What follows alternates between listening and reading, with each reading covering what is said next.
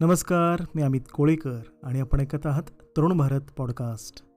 आणि आजचा आपला विषय आहे संवादातून सुसंवादाकडे. आधुनिक काळात सोशल मीडियामुळे संवाद साधणे अत्यंत सोपे झाले आहे. मात्र प्रत्यक्ष भेटून होणारा संवाद दिवसेंदिवस कमी होत चालला आहे. पूर्वी लोक एकमेकांना प्रत्यक्ष भेटून मनमोकळा संवाद साधत असत, विचारांची देवाणघेवाण करत असत. त्यामुळे नाती अधिक दृढ होत होती आणि परस्पराबद्दल आपुलकी वाढत होती. आजच्या काळात मात्र आपण मोबाईल, लॅपटॉप आणि सोशल मीडियामध्ये अधिक गुंतलो आहोत. परिणामी घरातील सदस्यांमधील संवादही कमी झाला आहे. विशेषतः वयोवृद्ध व्यक्तींशी संवाद साधण्याचे प्रमाण घटले आहे, जे चिंतेची बाब आहे.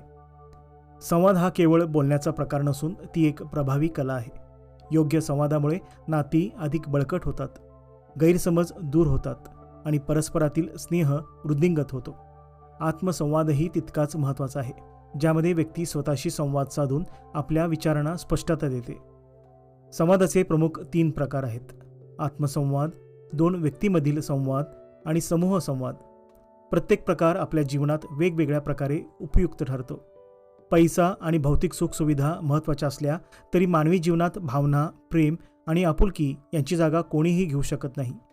हे सर्व टिकवण्यासाठी संवाद अत्यंत आवश्यक आहे. जर संवाद हरवला तर नाती हळूहळू कमजोर होत जातात. म्हणूनच रोजच्या जीवनात थोडा वेळ काढून प्रत्यक्ष संवाद साधणे अत्यावश्यक आहे. संवाद हा नात्यामध्ये प्राणवायूसारखे कार्य करतो आणि नाती जिवंत ठेवतो. मित्रांनो, आशा करतो की आपल्याला आजच्या पॉडकास्टवरील गोष्ट नक्कीच आवडली असेल. आवडल्यास जरूर शेअर करा.